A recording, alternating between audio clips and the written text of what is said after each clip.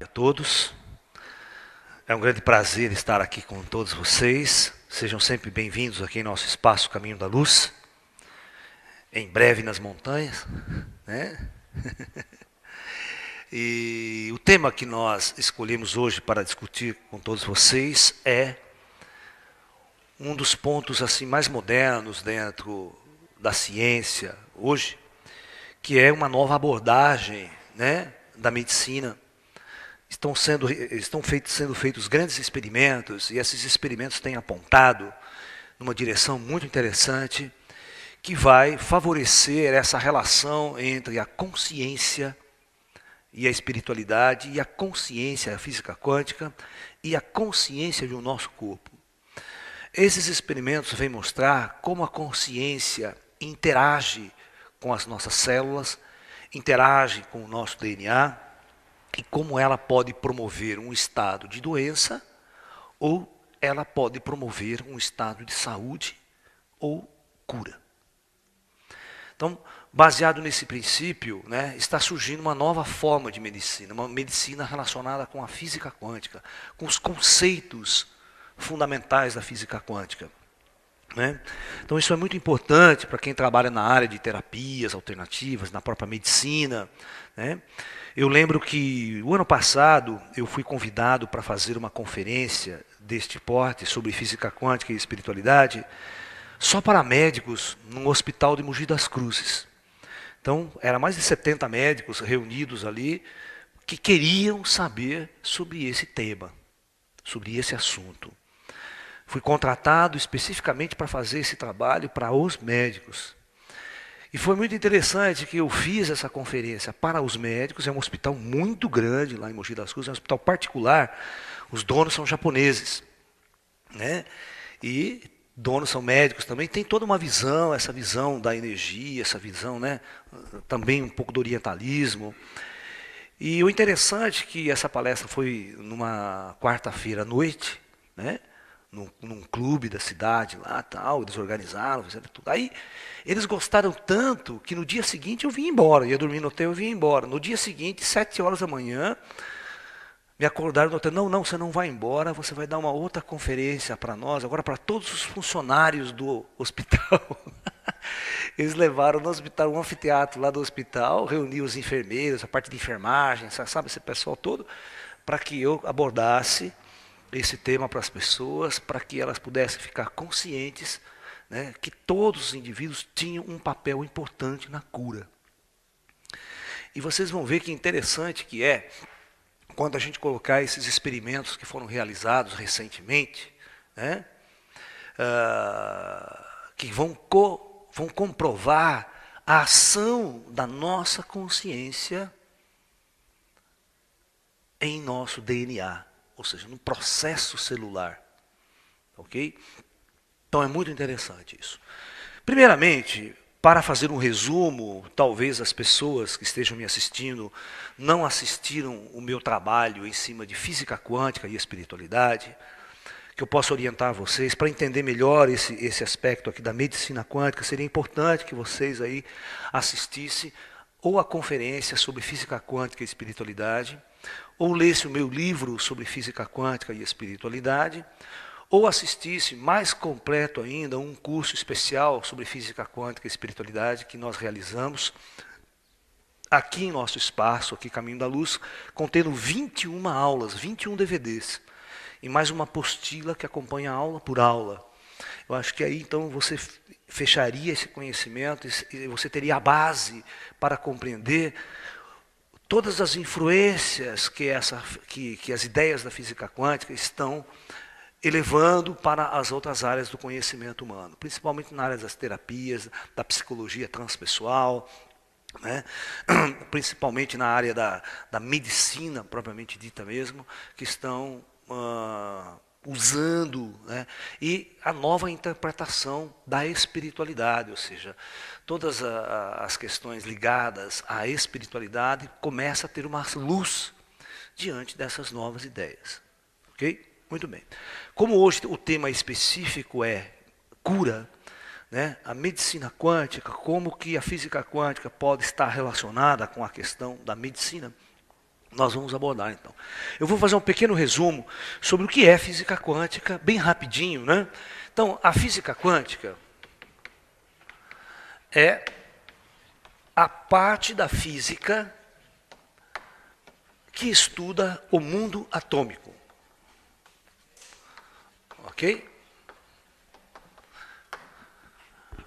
Na verdade, a ciência, os físicos, existem vários departamentos, várias linhas na física. E no final do século XIX, né, começo do século XX, os físicos eles se dividiram em praticamente duas grandes áreas. Um grupo de físicos foi estudar o macrocosmos, estudar o universo, as galáxias, construir teoria para esse universo macroscósmico, ou seja, a própria mecânica newtoniana, depois a própria revolução einsteiniana, foi exatamente, né, essa física voltada a interpretar e a conhecer os segredos do macrocosmos, do universo, como um todo, ok? Já um outro grupo de físicos começou a embrenhar-se no estudo da estrutura da matéria. Como a matéria era formada e como funcionava a estrutura mais íntima da matéria. Descobrindo-se então a estrutura do átomo. Descobrindo as partículas, né? Prótons, elétrons, nêutrons e todo o funcionamento do núcleo atômico. Então essa corrente foi denominada de física quântica. E o interessante é que essas duas físicas, essas duas linhas de física, até hoje elas não se encontraram harmonicamente. Ideias que são levadas na macrofísica, na física de Einstein, não entram em harmonia com algumas descobertas da física quântica. As leis ainda entram em conflito. E até hoje não surgiu uma física comum entre as duas. Tá? De tão difícil, tantas dificuldades que existem nesse entrelaçamento dessas duas físicas, ok? Então, por isso, a coisa está caminhando ainda. Você vê que nós estamos no planeta Terra, a nossa civilização ainda é uma civilização primitiva em relação ao conhecimento de muitas coisas. E a física tem muitas coisas em aberto, coisas para serem descobertas. Talvez essa nova linha de abordagem, colocando a consciência e a espiritualidade como parte integrante das teorias físicas, possa dar uma luz para essa integração. Tá? E é uma coisa que a gente está tentando fazer, colocando essas ideias no papel. Então, basicamente, a física quântica é a física que estuda a estrutura do átomo. Na física quântica, existem vários segredos, vários pontos, 4 ao todo, basicamente assim, que podem abrir portas para discussões e entrar a consciência e entrar a espiritualidade nesse aspecto. Ok? Muito bem. O primeiro ponto, né, que nós podemos analisar é o problema das medidas em física quântica. Tá? Todas as vezes que eu vou realizar uma medida em física quântica, eu não consigo obter, tá, uma precisão exata dos parâmetros necessários para escrever uma equação para o sistema. Todo mundo sabe que sistemas que estão em movimento, sistemas mecânicos que estão em movimento, precisam de equação de movimento. Para eu poder, precisam se escrever uma chamada equação do movimento. Né? Que na física clássica, aí é mais simples a chamada equação de movimento retilíneo uniforme, equação de movimento uniforme, né? Que é S igual a S0 mais V vezes o tempo. Você tem uma partícula, um móvel que se desloca com velocidade constante, tal, tem essa equação de movimento. Então, sistemas físicos, sistemas mecânicos, e os cientistas acreditam que o átomo seria um sistema mecânico de partículas em movimento, aquela coisa toda, e para você prever o funcionamento desse sistema, você teria que ter umas equações do movimento das partículas. Ok? E as forças que interagem, tudo mais, essa coisa toda.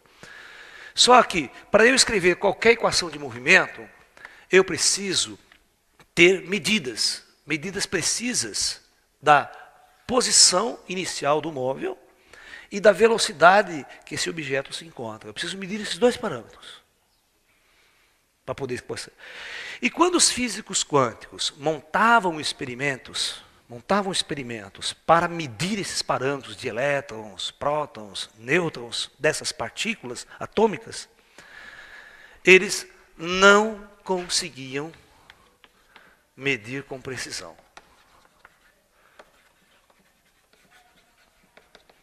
Isso era grave, porque todas as vezes que ele focava para medir esse parâmetro, porque tem que ser medido ao mesmo tempo, essas duas grandezas têm que ser medidas ao mesmo tempo.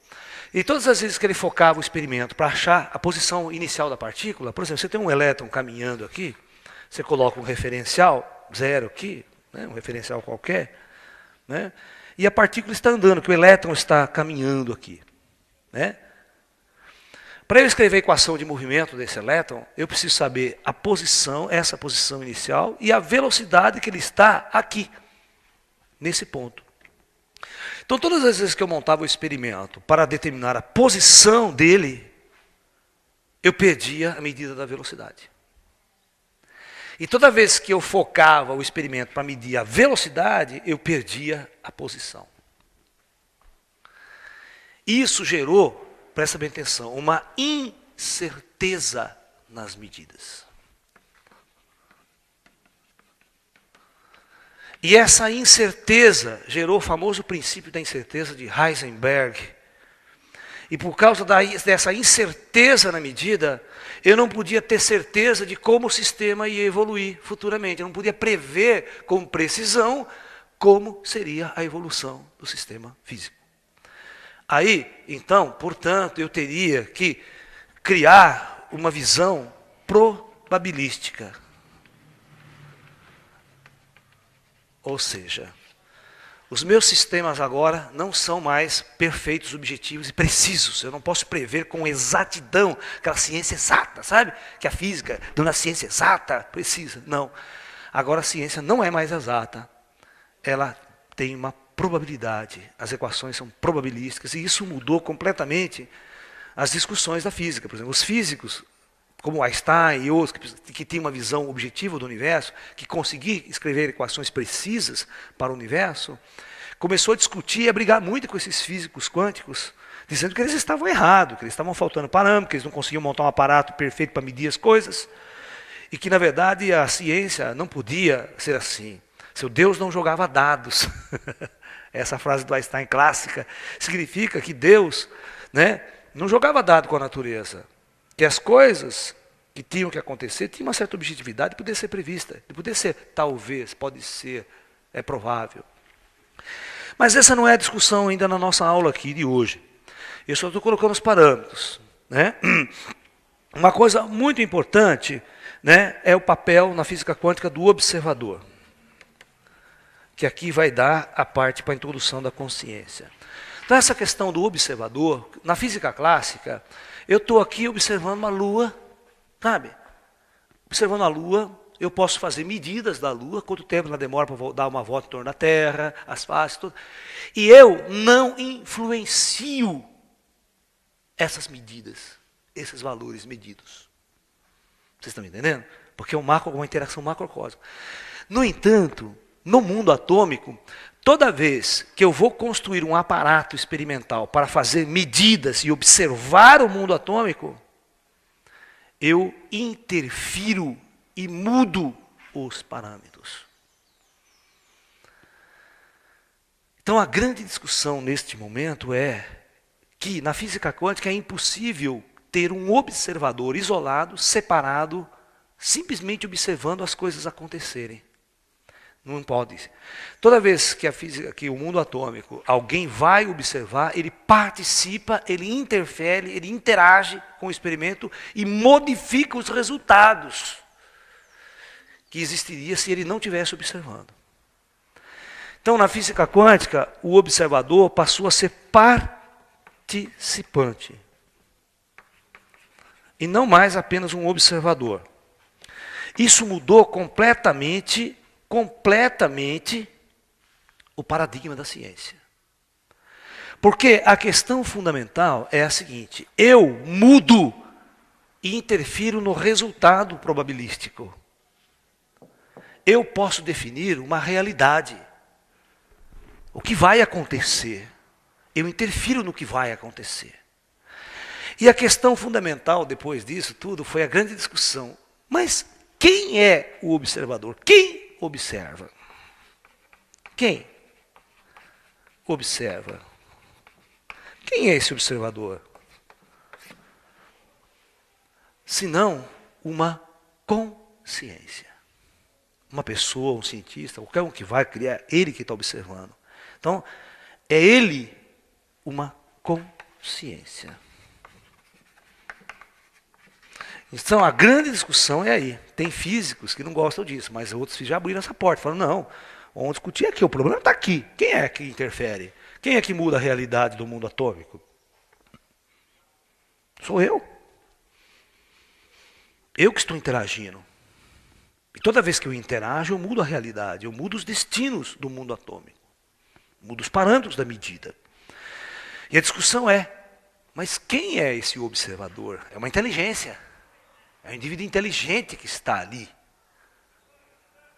Então, é uma consciência. Então, os físicos acharam que aí tem uma porta. Tem uma porta para introduzir a consciência nas leis físicas, nas teorias físicas. Tá? Isso é muito importante.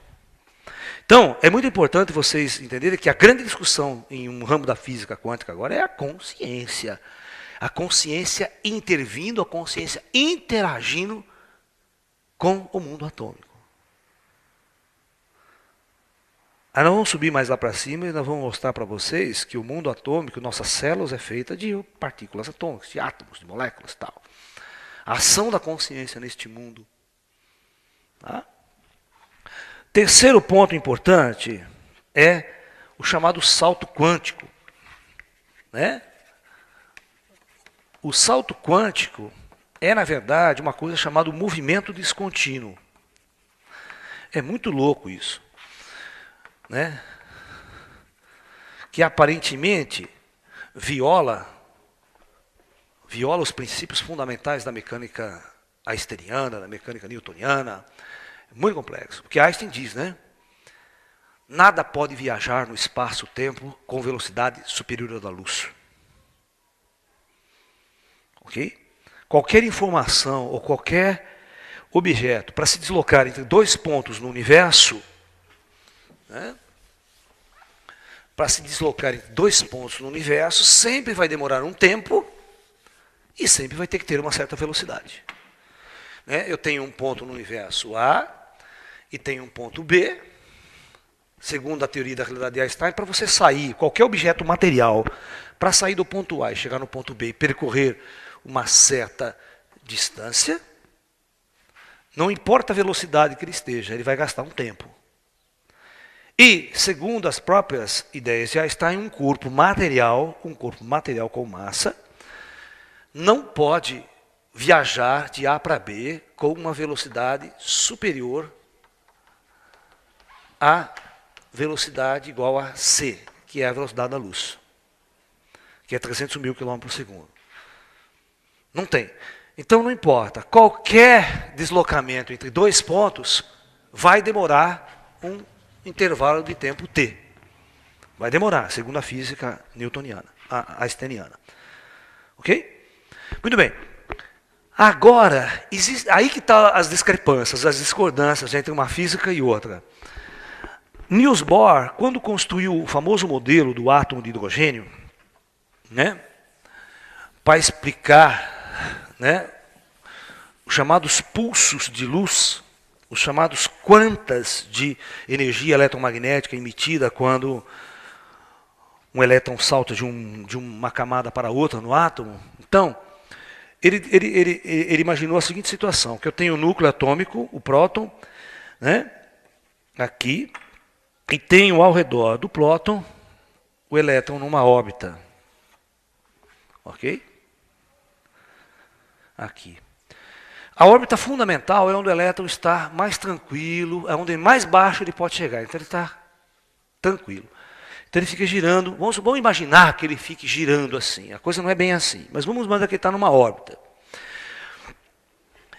Se você der energia para ele, se você der uma quantidade de energia específica para ele, esse elétron ele vai para uma órbita superior, mais distante, o raio atômico aumenta, mais distante do próton aqui. Ele estaria circulando aqui.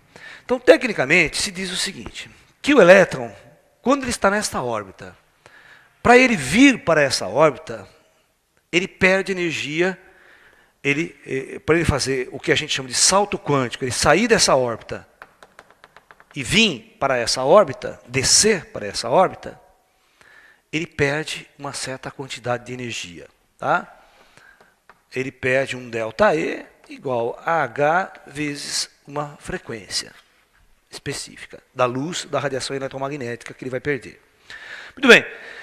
Só que é o seguinte, quando o Niels Bohr construiu esse modelo, existia coisas interessantes aí.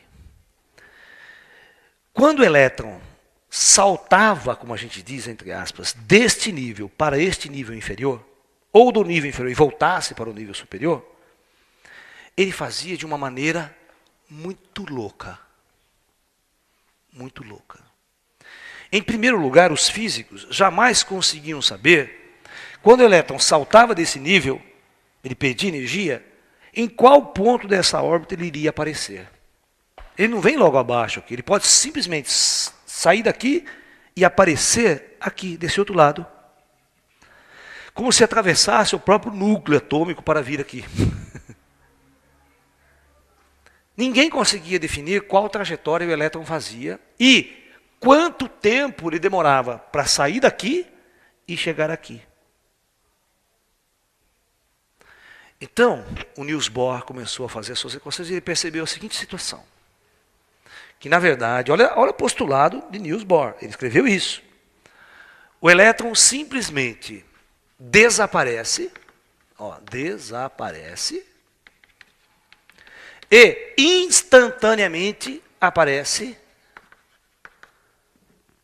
num outro ponto da órbita. Quanto tempo ele demora para isso? 0. Não demora tempo nem 1. 2. Qual o caminho que ele fez? Não tem caminho. Não tem caminho. Ele simplesmente, instantaneamente, some aqui e aparece em qualquer outro ponto indefinido da órbita que não dá para prever. Ninguém consegue prever em qual ponto da órbita ele vai aparecer. Da mesma forma, se ele estiver aqui, ele vai saltar para cima, vamos assim dizer no sentido aqui para cima, mas ele pode sumir aqui e aparecer aqui.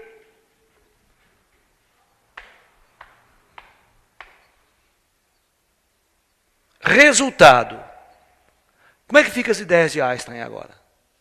Que para você deslocar qualquer objeto material de um ponto A para um ponto B, que tem uma distância entre esses dois pontos, você necessariamente tem que gastar um intervalo. Então aqui a velocidade é superior à da luz.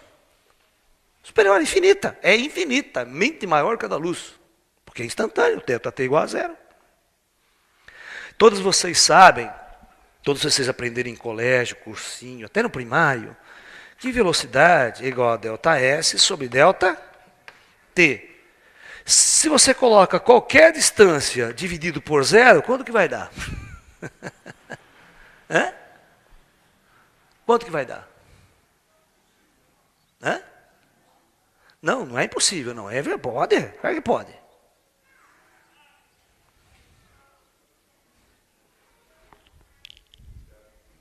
Não é 0.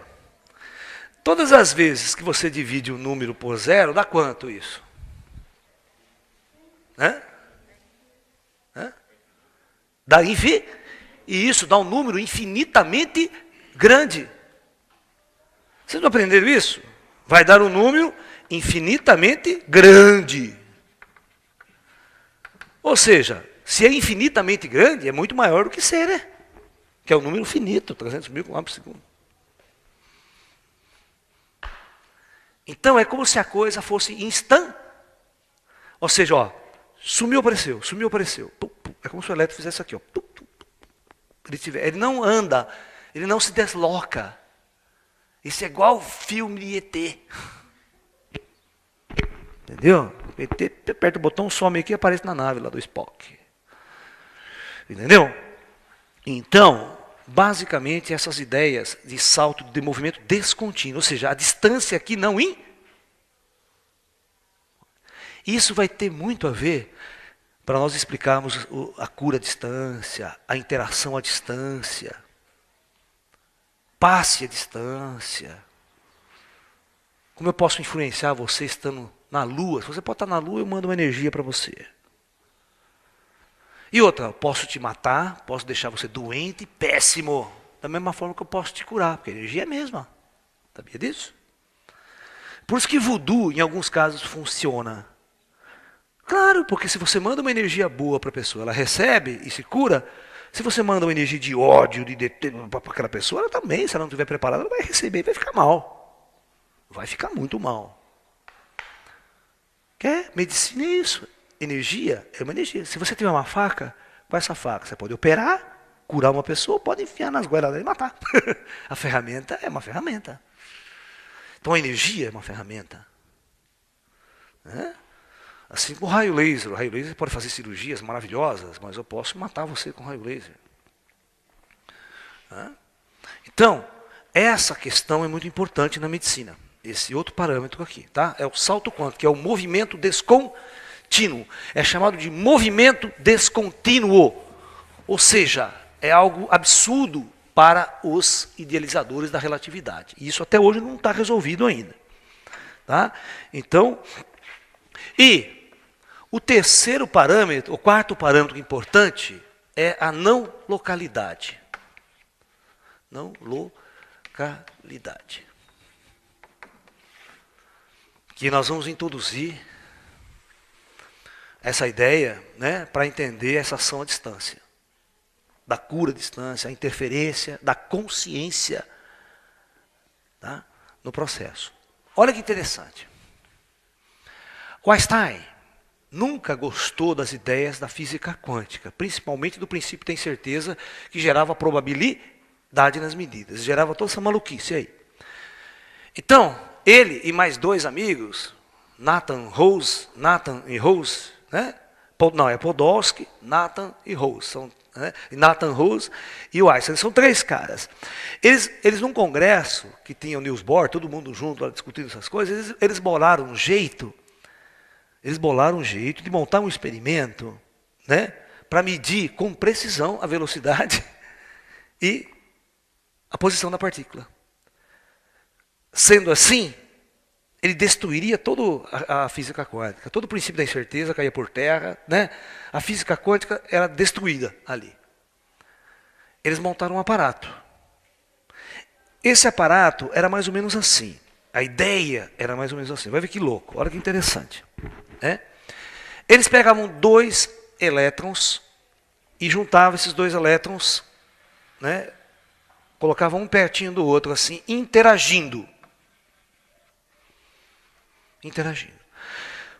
Para que dois elétrons possam interagir um com o outro, a gente diz que eles estão acoplados. Os elétrons, eles têm um spin, eles têm um momento magnético, eles têm uma rotação. Né? E para acoplar ele, você tem que colocar um elétron girando num sentido e outro no outro, senão você não acopla. Como se fossem duas engrenagens, né? Uma engrenagem, para acoplar na outra engrenagem, essa tem que virar assim e a outra tem que virar ao com os sentidos opostos. Então, em física nós dizemos assim, esse spin, um spin está para cima, outro spin está para baixo. Então os elétrons estão acoplados, um girando num sentido e outro no outro. Não pode colocar duas flechinhas para cima, dois elétrons girando, senão é como se eu vou colocar duas engrenagens, uma virando para cá, outra virando para cá. Ó. O dente vai arrebentar tudo, não vai dar certo, certo? Não dá. Então eles acoplam bonitinho, encaixando, tá? Então é assim. Então o Einstein falou assim, você monta um aparato assim, tal, você tira medidas aqui da posição e do momento, vai ter uma variável aqui, né? E aí você faz o seguinte, na segunda situação, você separa esse, leva, a uma distância muito grande, o outro, né, com o espinho para baixo. A ponto de que esse elétron não pode interagir mais com aquele de jeito nenhum. Então você mede os parâmetros de novo nesse segundo experimento, junta as duas equações e você vai tirar o valor da posição, do momento, aquela coisa toda que destruiria o princípio da incerteza.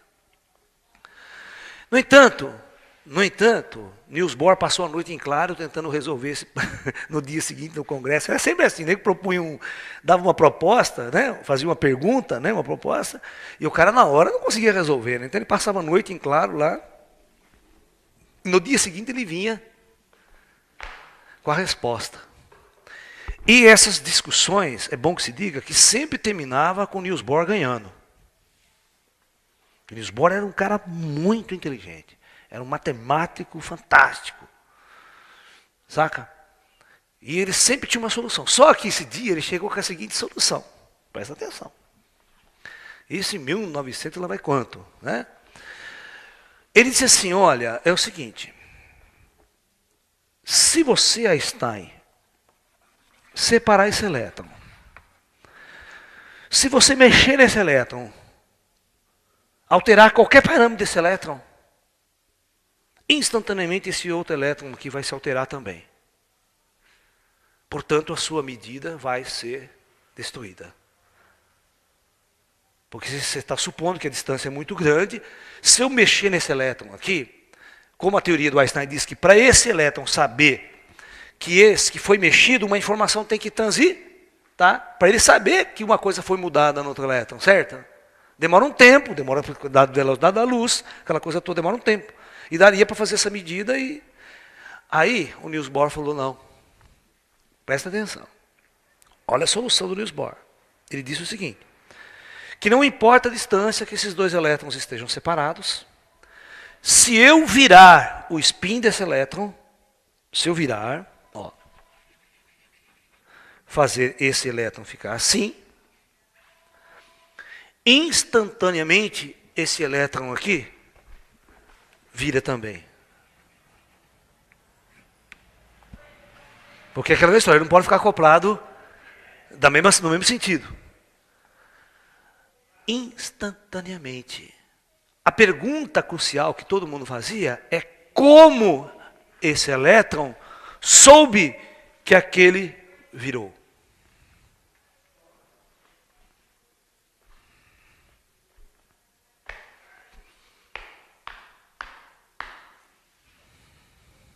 Isso se chama não localidade, ou seja, é uma interação, é uma comunicação entre dois objetos sem que haja nenhum sinal eletromagnético ou nenhuma informação de partículas trocadas entre os dois.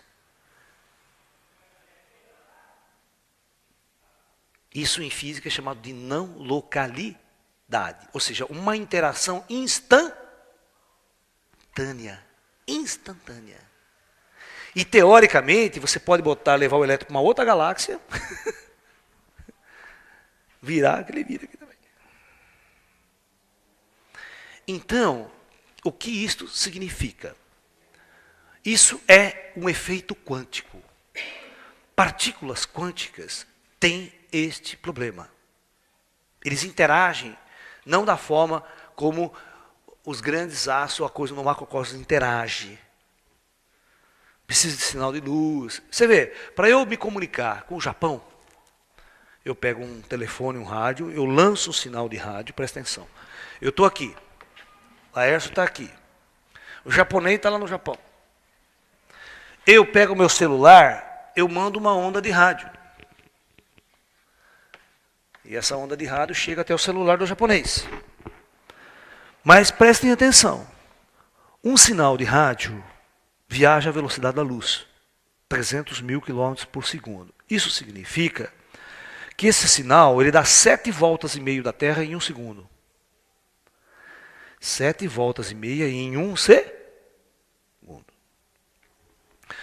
Muito bem, então, quase que você não percebe o atraso da informação, porque aqui vai demorar milésimos de segundo, né, ou centésimos de segundo, né, frações de segundo, para o sinal ir, e quando ele responde, o sinal volta. Agora imagine se esse indivíduo está em Marte, no planeta Marte, que está a milhões de quilômetros de distância. Vocês sabiam que quando eu mando uma informação para aquele robozinho que está lá em Marte, andando lá, o Spirit lá, o Pathfinder, aqueles dois lá, eu mando um sinal aqui, esse sinal, gente, ele demora uns 40 minutos para chegar lá. De tão longe que é. Então, se tiver um amigo seu em Marte, hoje você quer falar com ele via rádio, via celular, ou via qualquer coisa, você fala, ô João, alô, como é que você vai, tá bom? Pode esperar 40 minutos, o sinal vai chegar. Aí ele vai ouvir você. Ele vai ouvir. Aí ele vai responder, ô Laércio, tá tudo bem aqui em Marte.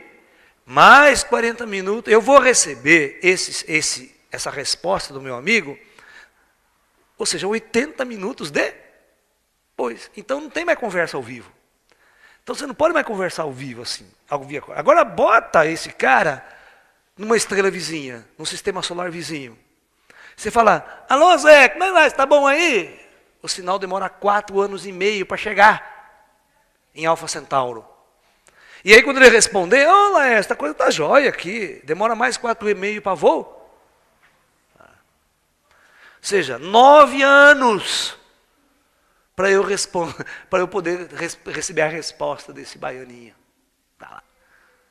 Agora imagine se esse meu amigo estiver na ponta da galáxia.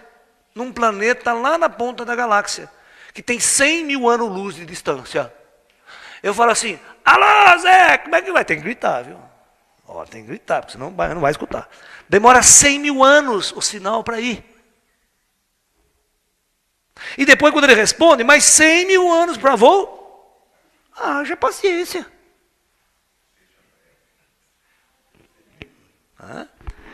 E agora vem um cara que diz que existe uma maneira de não ter esse tempo, esse delay das interações. E o Einstein é unânime em afirmar que tem essa velocidade. Aí eu falo assim, na nossa atual física, né? Na nosso atual conhecimento do universo, einsteiniano, a coisa é por aí. Mas com certeza as civilizações adiantadas no universo, extraterrestres e tudo mais, já descobriram formas muito mais eficientes de comunicação à distância, interação à distância, instantânea, sem esse tempo. Então, essa interação, sem precisar de tempo de deslocamento da informação, é chamado de não localidade. Ou seja, tudo ocorre de forma instantânea. Perfeito? Perfeito. Muito bem. Então vamos ao que interessa agora para nós. Vamos chegar na medicina, senão eu fico falando de física, que vocês ficam entediados aí. Né? Muito bem. 3 cientistas, chamado Jacob, né, Greenberg e o seu amigo Zilberbaum, eles montaram um seguinte experimento para demonstrar que a consciência interagia dessa maneira não local. Consciência. Então o que ele fez? Ele pegou 2 sensitivos, 2 pessoas bem sensíveis, colocaram no lugar do elétron, ele colocaram 2 pessoas sensíveis, e fizeram essas 2 pessoas meditarem juntos por um certo tempo. Ou seja, dá as mãos, fica meditando, interagindo, acoplando-se as 2 mentes, as 2 consciências. Ok? Muito bem. Primeiro ponto. Segundo ponto, eu separo essas 2 pessoas de uma certa distância entre elas. E, questões técnicas, eles colocam esses dois indivíduos dentro de um aparato chamado câmara de Faraday. A câmara de Faraday é um isolamento eletromagnético que se faz para que você tenha certeza que nenhuma informação, nenhum sinal eletromagnético entre ou saia deste ambiente. É mais ou menos o que estão sendo feito nas cadeias aí do Brasil e do mundo para o ladrão não usar celular. Certo? Faz um isolamento, né? E o cara vai falar, o celular não funciona, porque não sai sinal, nem pode entrar. Para ter certeza que nenhuma informação eletromagnética seria trocada. Ok? Muito bem. Nesses dois indivíduos são colocados aqueles aparelhos de eletroencefalograma que mede as ondas elétricas do cérebro. Perfeito? Que medem as ondas elétricas do cérebro. Nos dois. Esse fica num ambiente, numa sala, uma certa distância, esse outro. Os dois isolados. Monitorizados por a medida de onda cerebral que você olha lá, ele vai dar aquelas sinais elétricos assim, ok? Perfeito? Muito bem. Esse cara aqui, os cientistas pegam uma luz estroboscópica, essa luz de máquina fotográfica, tá? E dá um flash na cara dele assim, ó. Então, praticamente ele leva um susto, que ele está concentrado, né? Aquele gostosinho ali, manda ele abrir os olhos um pouquinho. Então, esse cara aqui, quando ele sofre esse estímulo da luz, a onda cerebral dele faz isso aqui, dá um pico elétrico. Perfeito? A gente chama de um potencial elétrico alterado. Só que instantaneamente, este cara que estava sendo monitorizado aqui, no mesmo instante que a luz deu pico, esse cara também sofreu um. Pergunta-se, como esse indivíduo isolado pôde saber que aquele indivíduo sofreu uma alteração na consciência? Ou na mente, ou no cérebro, em alguma coisa. Não existe nenhuma forma de comunicação entre eles. Nada pode ser trocado cientificamente falando ou fisicamente falando. Só tem uma explicação. Essas duas mentes, ou as duas consciências, interagiram de maneira não local. Ou seja, obedecendo às leis da física quântica.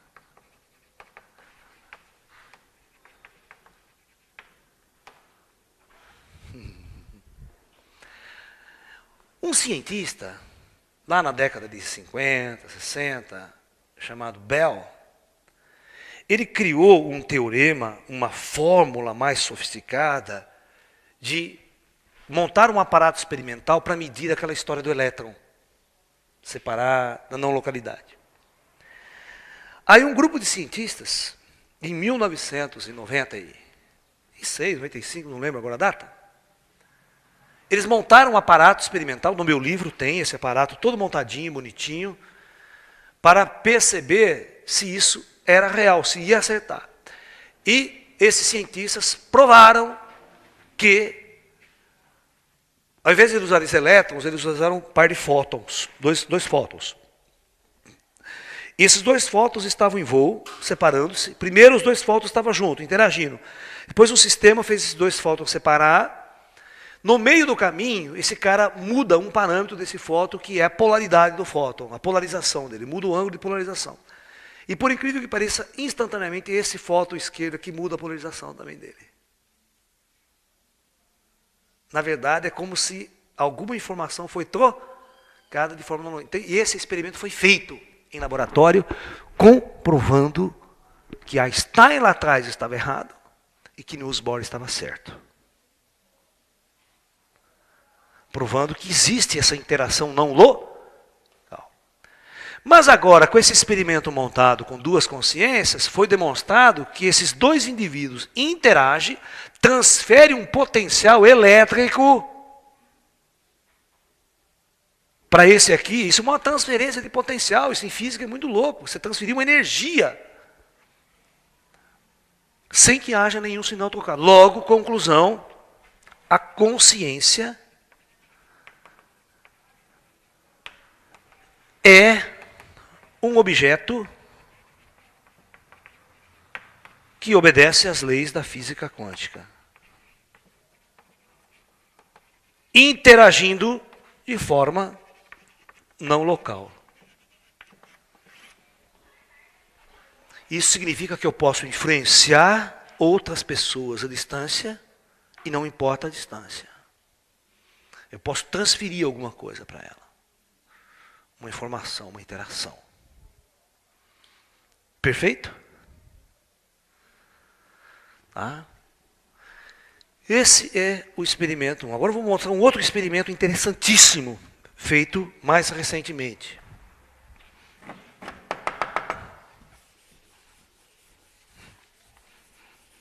Ok? Que vai mostrar essa nossa física quântica, essa nossa medicina quântica hoje. Mas para vocês entenderem, nós temos que passar por todos esses dados aqui, interessantes.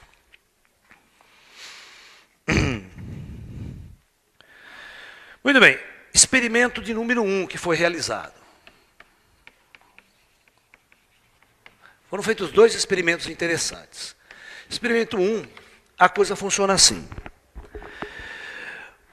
Eles pegaram uma amostra de leucócito, tiraram leucócito de uma pessoa, amostra de sangue, tiraram o sangue, leucócitos são os glóbulos brancos.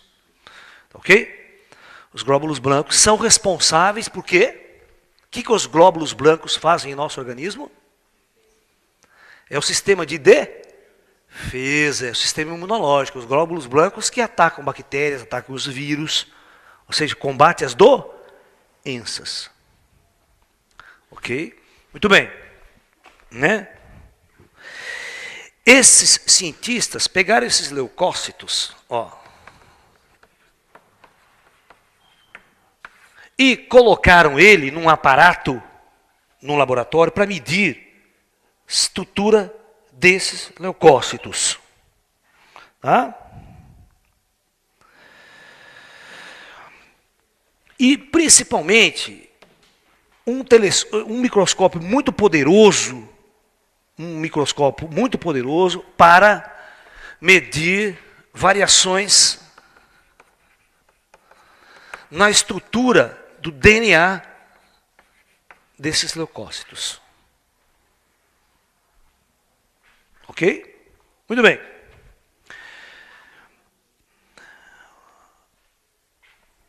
Aqui desse lado os leucócitos. Este distanciou-se o doador, e eu coloquei ele numa sala e coloquei ele na frente de uma TV. E nesta TV eu vou passar uns vídeos para esse indivíduo. Simplesmente com a intenção de induzir neste indivíduo alterações emocionais profundas. Alterações emocionais. A ponto de fazer esse indivíduo sentir ódio, raiva, tristeza. Perfeito? E, por outro lado, num lado oposto, estimular ele a sentir amor, né? Sentir paz, carinho.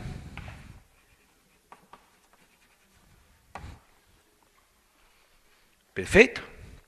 Estamos conversados?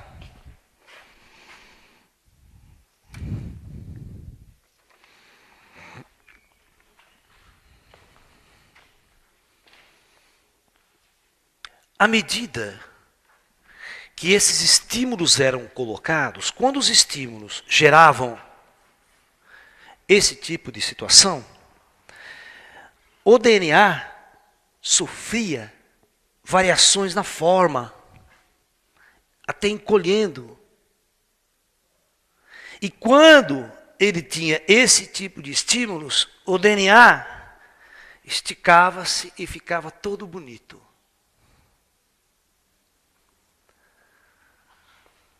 Provando.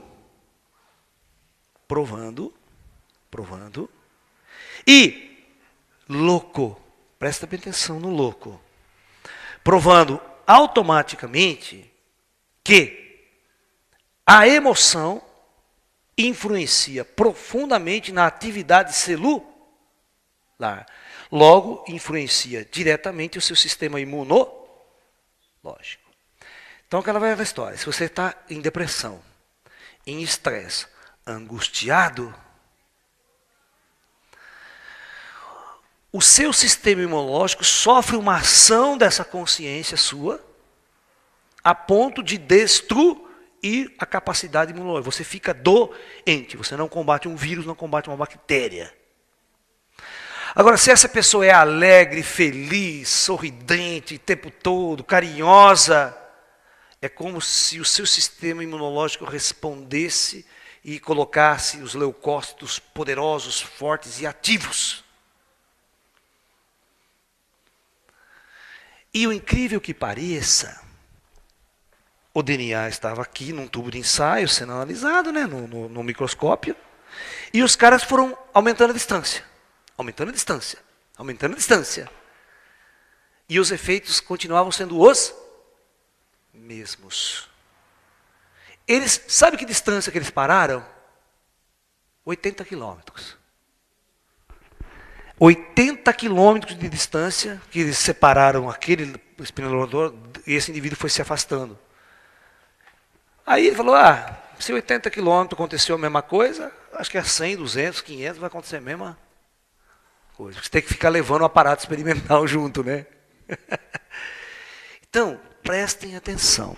Provando que a sua energia emocional, o seu estado irradia uma certa forma de energia, e esta energia, presta atenção, interage instantaneamente com leucócitos seus, que estava lá longe de você, não importando essa distância, ou seja, essa interação, uma interação não local.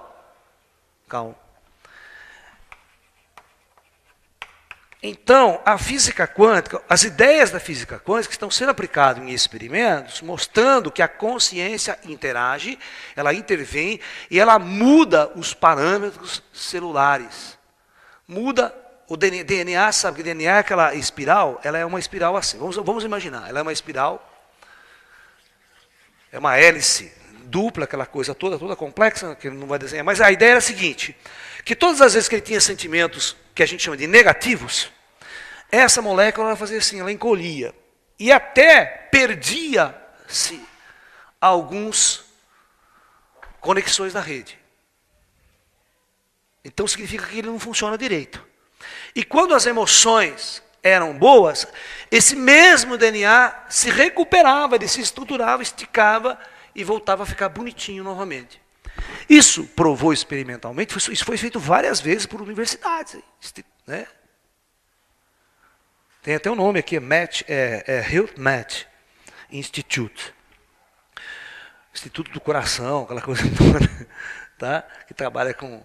Né? Então, todas as vezes, e isso significa que quando o indivíduo está angustiado, triste e perturbado por algum motivo, né, essas células são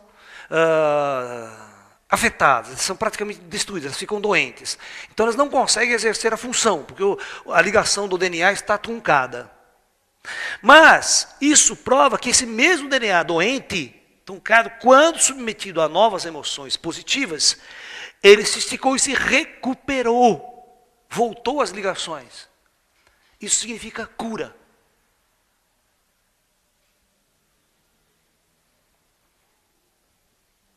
E por que a gente chama de medicina quântica e cura quântica? Porque nós estamos provando agora com experimentos que a consciência interage agora em mim mesmo, ou seja, isso significa uma autocura. Você cure-se a si mesmo, ou cure a si próprio, a si mesmo. Ou cure-se. Simplesmente mudando a forma como você encara a vida, mudando a sua cabeça. mudando o que você pensa sobre você mesmo. Sem remédio. Precisa tomar antibiótico. Entendeu? Guardaram esse experimento? Muito interessante, não foi? Agora eu vou mostrar um segundo experimento.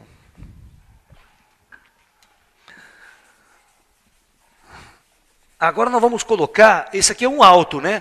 Nós vamos montar um experimento agora que um terceiro vai influenciar no outro. Um segundo, uma segunda pessoa vai influenciar em outra. Como é que isso é possível? Hã?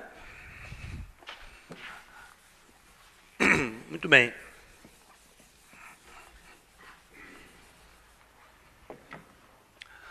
O experimento 2 vai ser feito da seguinte maneira.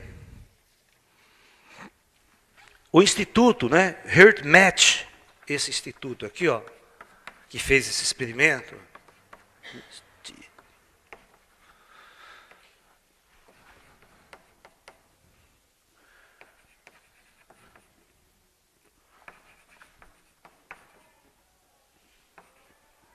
tá? Ele fez o seguinte experimento, ele pegou DNA de placenta humana. Porque o DNA de placenta humana é considerado o DNA mais primitivo que o ser humano possui. Sabe, o mais antigo. Que não sofreu muitas alterações ao longo da evolução humana, vamos assim dizer. Então, é um DNA que os caras pegam uma placenta de dinossauro, não sei onde, vai ter, parece que quase as mesmas coisas. Tá? Mas só para se ter ideia. Então, é o DNA... Ele vai pegar o DNA de placenta humana.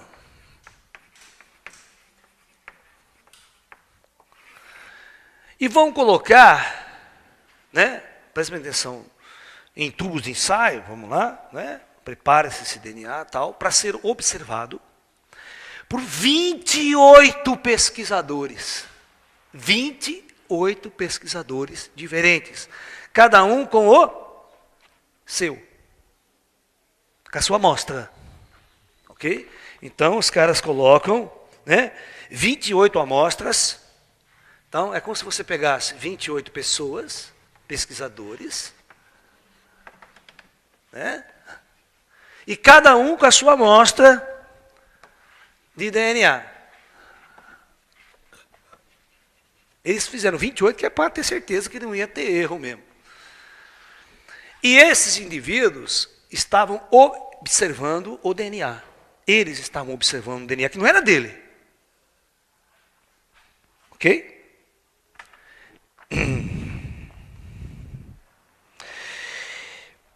Eram pesquisadores treinados. Eram todos cientistas. Tá? E pegaram cada um desses observadores, tá? E submeteram esses observadores a influências emocionais.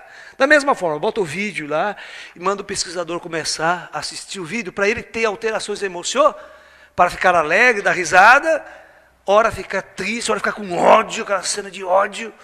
Ok? Bom, resultado. Da mesma forma, todos sofreram profundas modificações. Da mesma forma que as emoções ditas positivas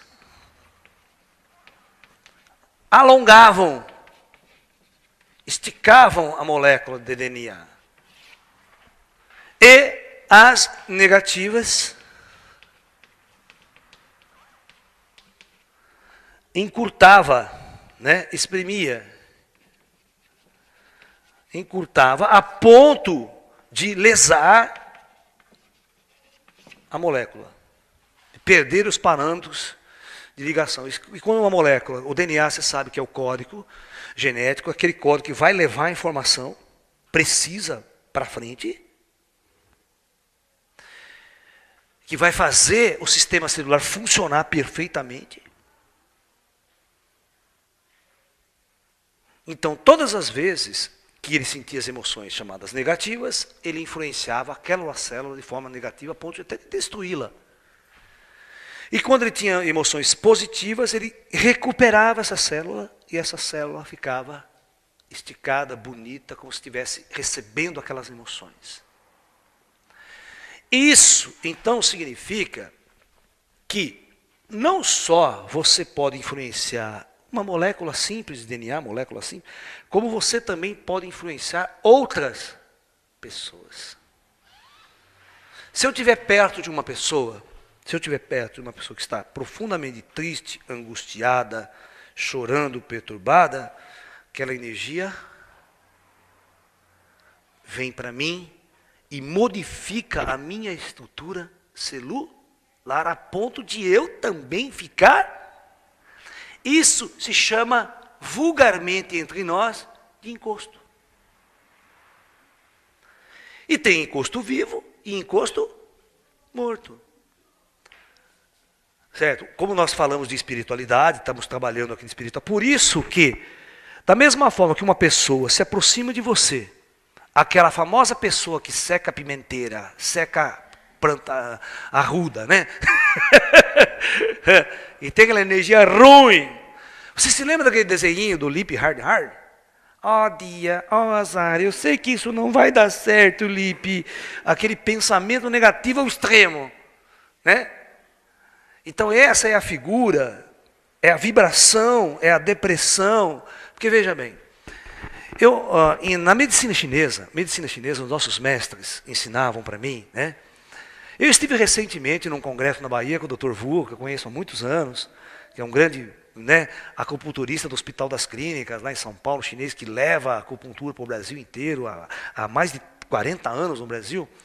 Né, introduziu a acupuntura até como parte integrante na rede pública. Tal.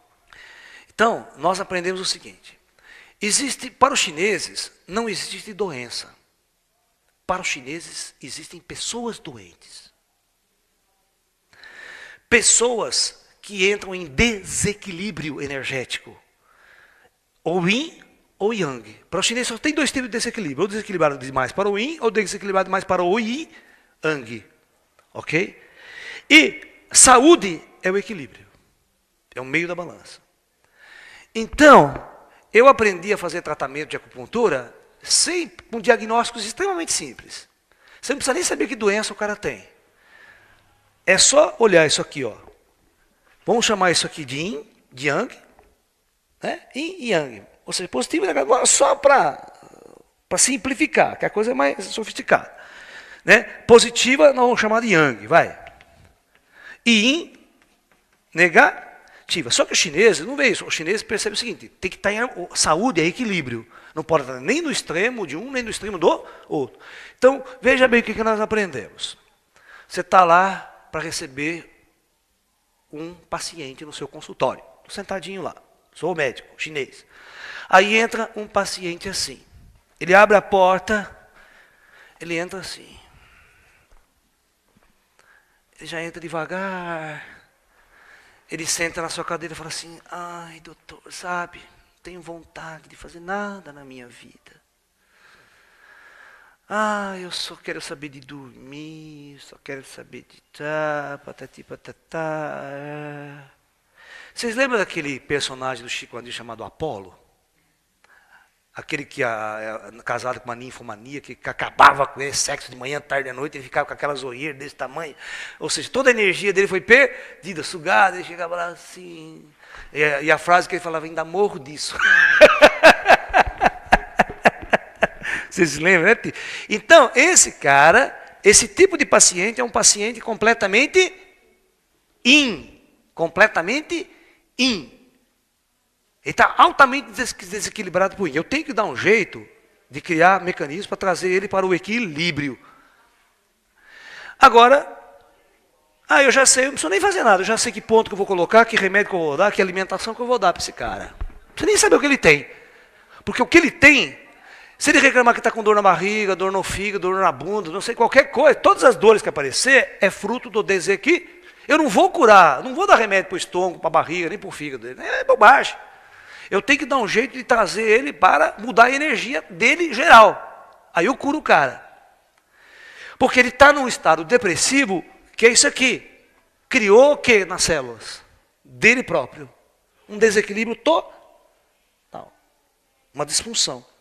Então, a medicina chinesa trata assim, trazer o cara para o equilíbrio. Aí fica legal, as células funcionam, as energias funcionam e ele fica curado. A homeopatia faz isso também. A homeopatia vai dar um remédio para trazer o cara no equilíbrio. É energia, vai dar o equilíbrio energético. Muito bem. Agora vai entrar o segundo paciente no seu consultório. Ele já entra na porta assim, pá! Olha, doutor, sabe o negócio é o seguinte, doutor? Eu não consigo dormir de noite, tomo uma garrafa de café, esse é o cara hiperestresse. Ele já chega a 1000 por hora, ele não para de falar. Fala, já sei que você tem, não precisa nem falar mais nada. Quando o desequilíbrio é muito grande, a discrepância é muito grande. Você pensa que o cara está 1000 por hora, o cara não desliga. Esse cara só dorme na base de remédio. Essa velharada que não tem o que fazer, fica o dia inteiro aposentada, aí não dorme de noite, não tem o que fazer, não gasta energia, fica a mente 1000 por hora, só arrumando minhoca, só arrumando fantasma, só arrumando isso para a cabeça, aí o nego, ele fica ligado, 1000 por hora, mente dele, e outra, né? Só merda o cara pensa, ai porque eu vou morrer, ai porque eu estou doente, ai porque nada dá certo na minha vida, ai meu emprego é uma bosta, ai vou perder o emprego, ele fica preocupado com tudo, né? Então esse é o cara que mentalmente e emocionalmente ele gera uma energia de estresse tão grande que ele vem para o extremo yang. Ele vai para o extremo yang. E isso, mais uma vez, destrói as suas estruturas celulares. E não vai funcionar. Vai dar ataque cardíaco, a pressão arterial vai lá em cima. Então, o mestre chinês é muito fácil. Eu olho o cara, eu faço uma série de prescrições. Eu quero saber o que ele come, o que ele bebe, o que ele faz. Primeira coisa, eu vou mudar toda a alimentação dele. Se ele está muito yin, eu vou dar uma alimentação yang, para equilibrar. Pontos de acupuntura, vou apertar pontos chaves para trazer ele para o equilíbrio. O altamente estressado, eu vou mudar a alimentação, vou dar um chá para ele. Esse aqui eu dou um chá revigorante, para esse eu dou um chá calmante. E a gente vai equilibrando. E vai ver a fonte, por que o cara está assim. Porque não adianta só você dar remédio sem curar a causa. Você tem que estudar no cara por que ele ficou assim, qual que é a causa do problema. Entendeu? No caso do Apolo, o caso era a mulher dele. Tinha que matar a mulher, ou ele morre. Você para. Porque o problema era a ninfomaníaca. Então, sempre, todas as doenças têm uma causa. E você tem que, o bom terapeuta, o bom médico que vai na causa. A medicina de hoje é uma medicina tão babaca, que é uma medicina de especialidades. O cara está com problema no rim, vai no especialista em rim. Aí dá um remédio para o rim. Mas ninguém estudou a causa, se o cara está estressado, se está... O médico não olha para você hoje, ele olha para o exame. O médico não olha para o teu cara, ele olha para o exame. Está com problema no rim, está com infecção no rim, vou dar um antibiótico para você. Acabou, é isso que ele faz. Todos os médicos agem dessa forma hoje em dia. Eles são especialistas, um especialista em coração, especialista no fígado, especialista em pulmão, outro especialista. Não existe mais um médico holístico, aquele que sabe tudo, olha o paciente por completo, fala, eu sei do seu problema, eu sei que na sua casa sua mulher está te causando isso. Tudo. Sabe, o cara que analisa você por completo e vai tratar você de uma forma geral. Não existe isso. Essa é a nossa briga para fazer uma medicina do futuro. Você pode até ter especialistas, mas o primeiro, o cara tem que ser tratado por um médico que vê tudo. Que vai dar um tratamento geral para trazer ele para esse equilíbrio. Porque você vê que a medicina vibracional é uma medicina muito fácil. A medicina chinesa é muito fácil. Porque para a medicina chinesa só existem 2 tipos de problema. Problema rim e problema yang, não tem mais nada. Todas as doenças são causadas por esse desequilíbrio. Então, ninguém trata do fígado diretamente. Na medicina chinesa, primeiro de tudo, eu olho a balança. Eu vou fazer acupuntura, pontos, para trazer o cara para o equilíbrio. Aí, fiz isso, aí eu posso pegar o fígado diretamente, botar uma agulha para o fígado, botar uma agulha para o rim, e aqui. Mas antes, não. E em medicina chinesa, tem um mandamento. Não existe cura sem transformação.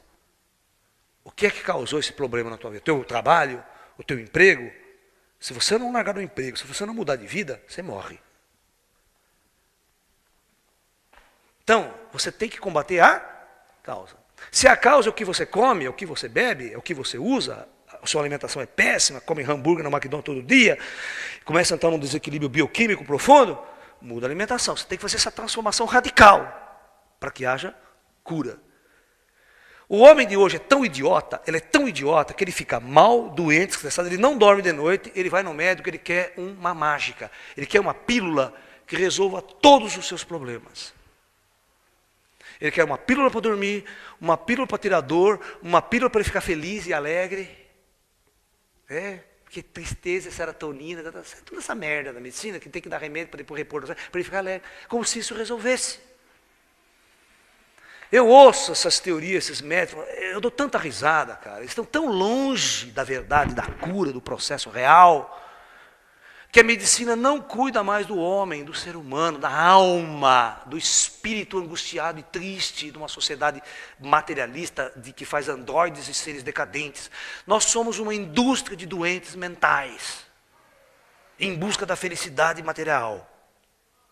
Óbvio que você vai ter uma sociedade completa de doentes, onde o que mais cresce nas grandes cidades é farmácia em cada esquina. Tem mais farmácia do que boteco.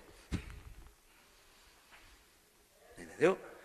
Por isso, porque as pessoas são doentes ao extremo. Na verdade, você tem que entrar numa farmácia, 4 vidros de remédio só lá.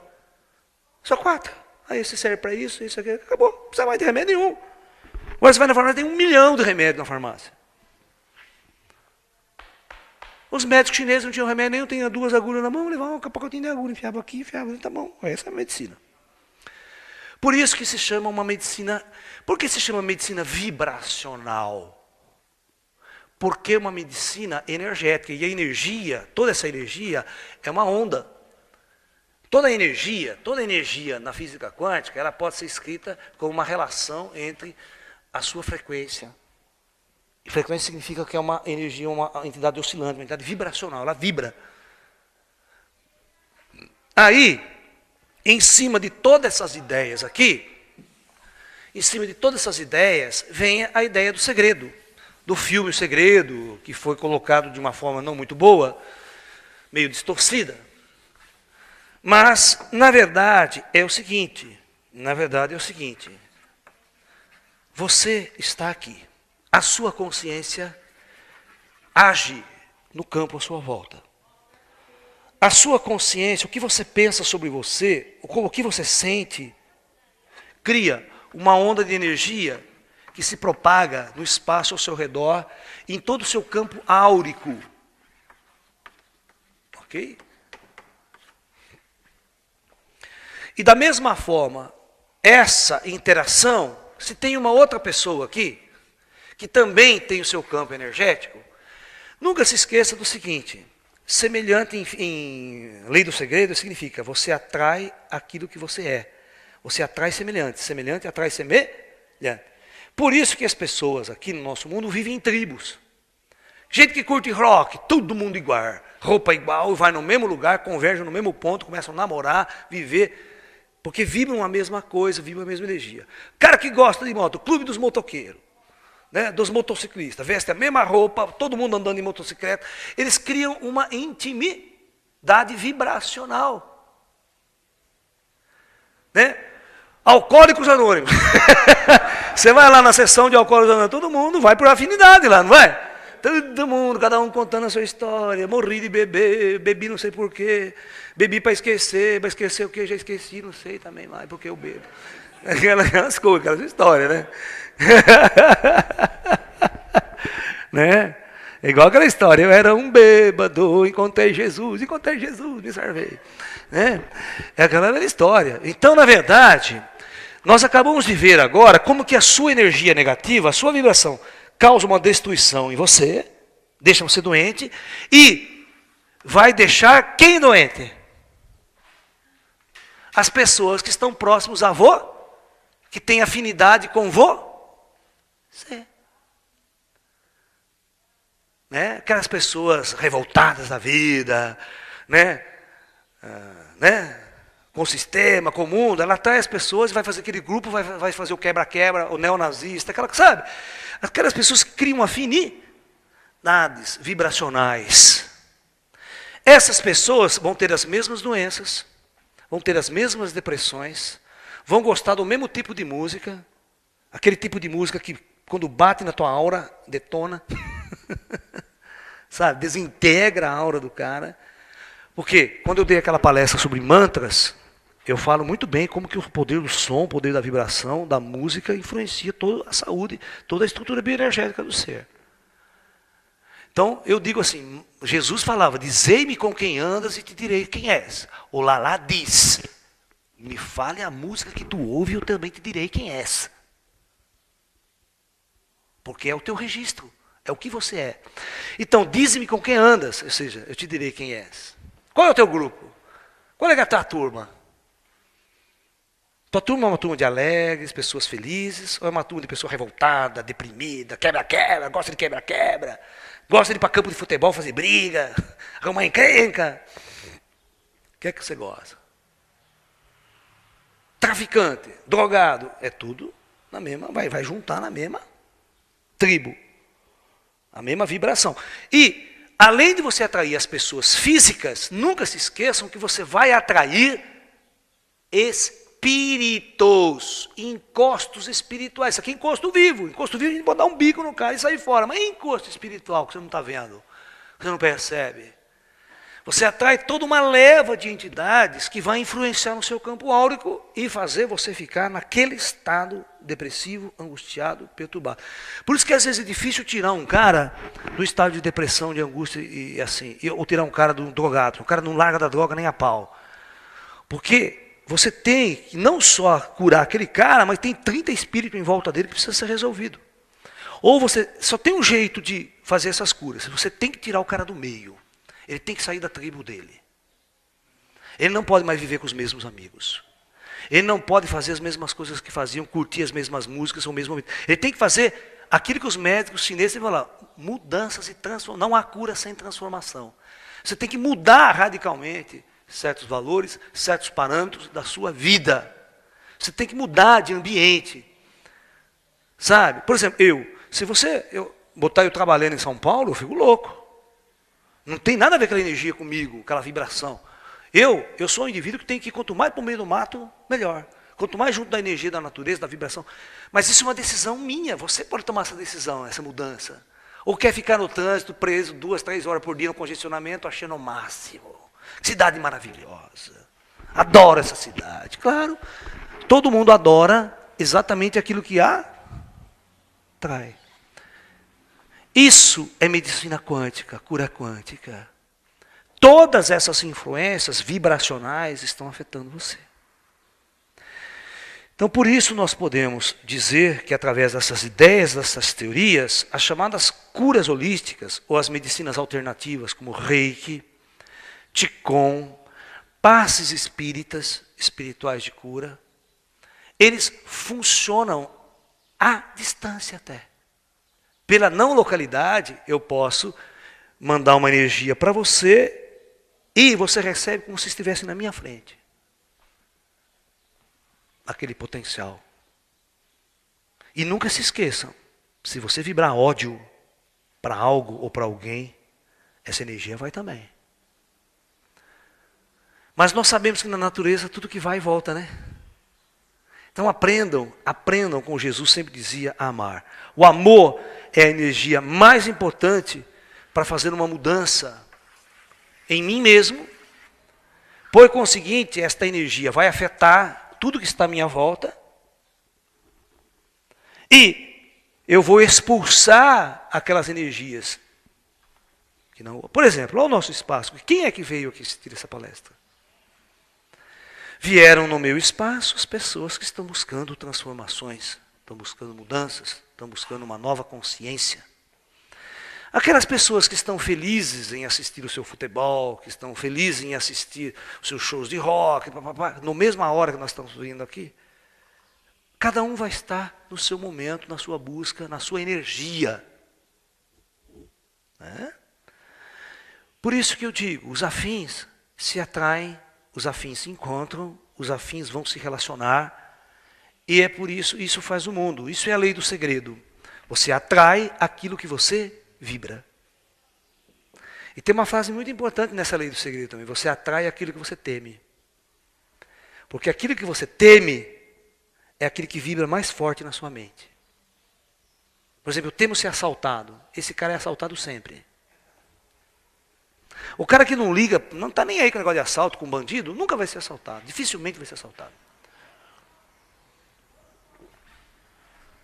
O indivíduo que só pensa em doença, 24 horas por dia, tem medo de ficar doente, tem medo de ficar com câncer, medo de... Ele vai ficar doente. Agora não pensa em doença. Igual a mulher quando quer emagrecer, né? Fica o tempo todo neurótica, eu estou gorda, porque eu estou gorda. Ou seja, ela teme engordar, aí que ela engorda. Ela vai engordar muito. Esquece, relaxa, vai fazer outras coisas, vai viver, vai curtir, vai ser feliz que você emagrece. Né? Vai fazer muito sexo que emagrece. Entendeu? Agora fica neurótica, tudo neura, com medo tal, e neurótica por causa do namorado, neurótica por causa do afetivo, neurótica por causa do trabalho, neurótica por causa da minha vida. Não, parece que a vida é um inferno, ao invés de ser uma felicidade, uma alegria, uma diversão, uma curtição a vida. Quando você transforma a sua vida num inferno, tudo está na sua consciência. Isso aqui vai virar um inferno. E você vai atrair o inferno para você. Agora começa a vibrar alegria, começa a vibrar amor, começa a vibrar carinho. Ama os animais, pega o animal, curta, dá beijo nele, tá cachorro na rua, vai lá, cuida dele. Tem uma pessoa machucada, vai lá, cuida da pessoa. Tem um amigo perturbado, vai lá, dá uma força para ele. Começa a extravasar essa alegria, esse amor. E seja sempre sorridente, alegre. Não deixe o que você vê no mundo influenciar você. O que de ruim acontece no mundo, influenciar você. Sai fora dessa energia, fica na tua alegria, fica na tua felicidade, fica no teu amor, na tua vibração. Fica na tua, como a gente fala, fica no teu ambiente. Não se envolva muito com aquela energia ruim do outro. Você pode ajudar, mandar uma energia. Quantas pessoas não ligam para mim? Ah, Laércio, eu não estou legal. Você manda uma vibração para mim hoje? Eu falei, claro. Pode ficar tranquilo. Né? Tinha uma amiga minha que ligava do Canadá. Ela estava fazendo intercâmbio cultural no Canadá. Ai, não estou bem hoje, Laércio. Falei, senta aí, tá hora. Vamos acertar o fuso horário. Senta aí, tá hora que eu vou regular todos os teus chakras, manda a sua energia. E não é que funcionava? A menina sentava lá, ela levantava super bem outra pessoa.